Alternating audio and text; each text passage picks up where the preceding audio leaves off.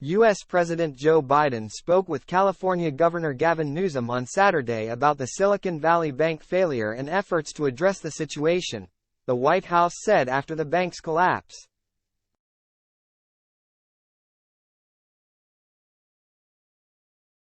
A White House statement said Biden discussed with Newsom an emergency declaration he issued on Friday to ensure California has the full support of the federal government as it responds to the impacts of severe winter weather, including flooding, landslides and mudslides.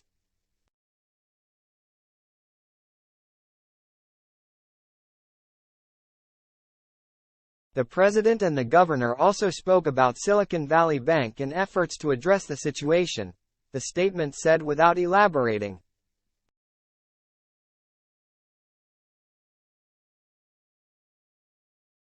There's one way to force President Joe Biden and Congress to solve the looming crisis over the debt limit: a financial market crash.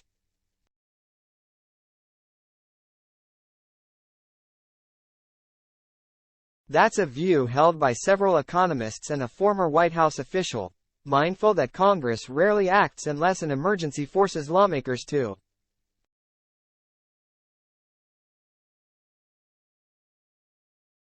For that drama not ending in tragedy, key actors have to play their roles, said Dileep Singh, who was Biden's national security advisor for international economics and deputy director of the National Economic Council.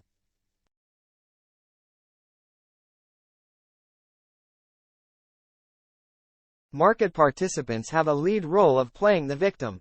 They have to produce pain.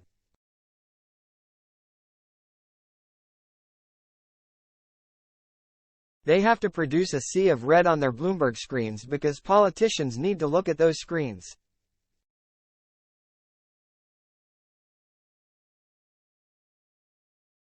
Republicans and Democrats have been dancing around each other about the need to raise the government's legal borrowing authority.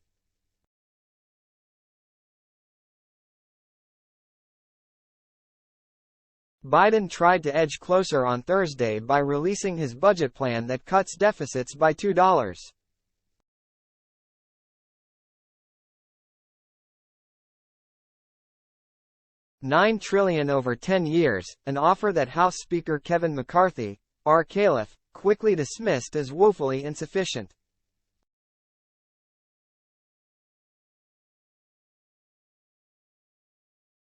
Republicans in the House Freedom Caucus on Friday proposed their own demands, which the White House quickly rejected.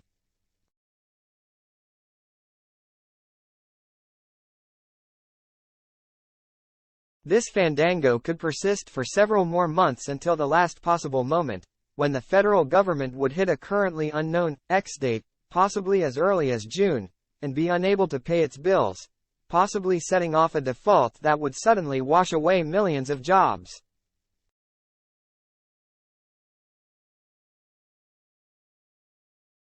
It is a familiar ritual, but every other time before, Congress has found agreement on the debt limit.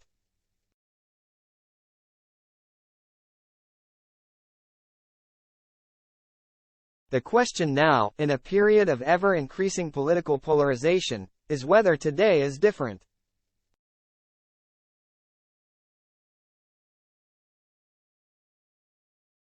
Every single major economic institution, conservative, liberal, says that will cause a massive recession, and put us in the hole for a long, long time, Biden said of the possible default as he rolled out his budget in Philadelphia.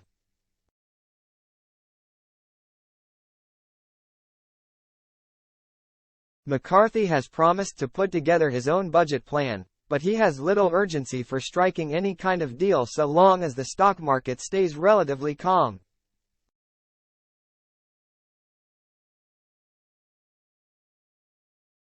He has said he wants an agreement to put the government on a path toward a balanced budget.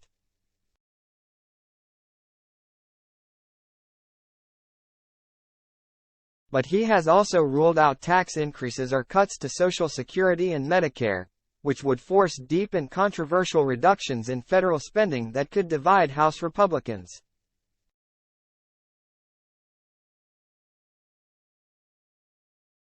Biden, who would reduce deficits largely through higher taxes on the wealthy and corporations, has said he is ready to go through budget agreements, line by line, once McCarthy has his numbers.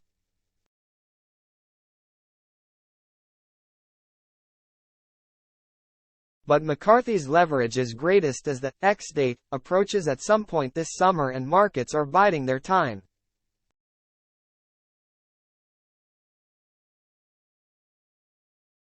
So far this year, the S&P 500 stock index has been positive.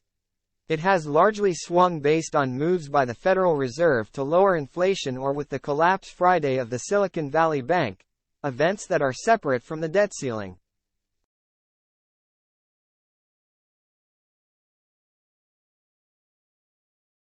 There is a widening recognition that a massive sell-off tied to debt limit tensions would provide instant clarity and snap everyone out of their ideological stagnancy.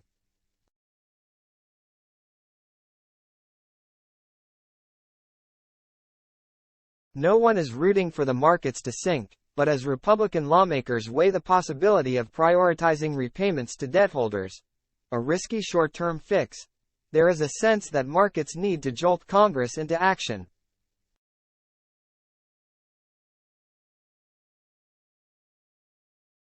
Unfortunately, it will likely take a significant financial market event for Biden and the GOP to arrive at a compromise on the debt ceiling, said Joe Brusuelas, chief economist at the consultancy RSM US, who said the standoff is already increasing the cost of borrowing for small and medium-sized companies.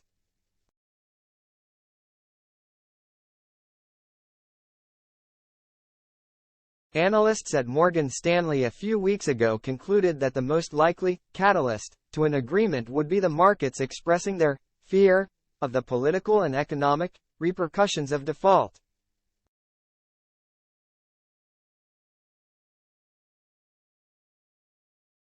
When lawmakers realize they can step in with a deal and play the hero to salvage everyone's retirement savings, they will have an incentive to come together, said Singh, who spoke at a New York City conference 2 weeks ago.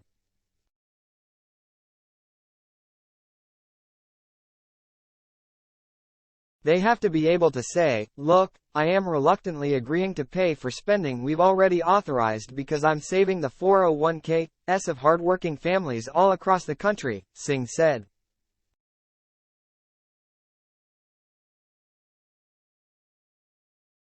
I think that complacency is itself a big problem. There is precedent for market crashes forcing Congress's hand.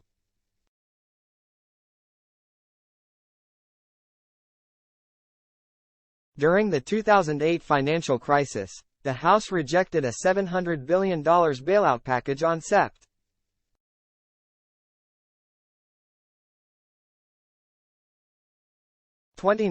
Leading the Dow Jones Industrial Average to plunge almost 7% in a single day.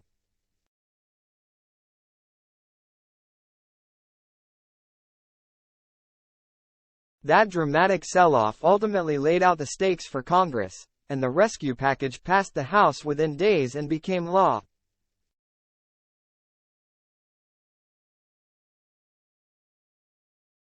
And there are those who think that Congress might not take the path that would trigger a market revolt.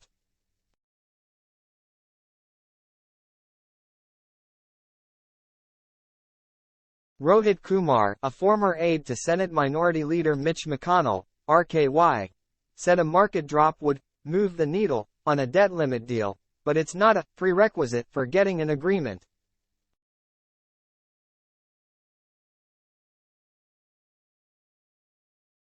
The vast majority of lawmakers understand this has to be done, said Kumar, now an executive at the tax consultancy PwC.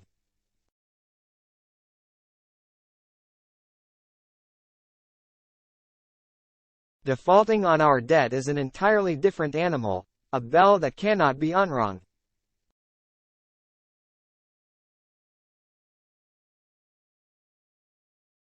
And I think most members appreciate that. The Senate Budget Committee Chairman, Sen.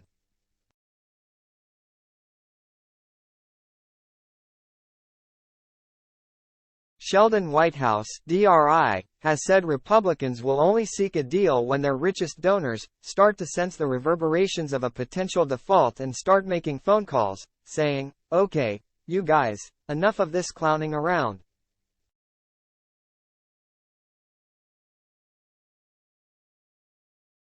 Given that forecasts already exist about millions of jobs potentially lost, Whitehouse acknowledged that he didn't know why the phone calls from Republican donors are not already starting.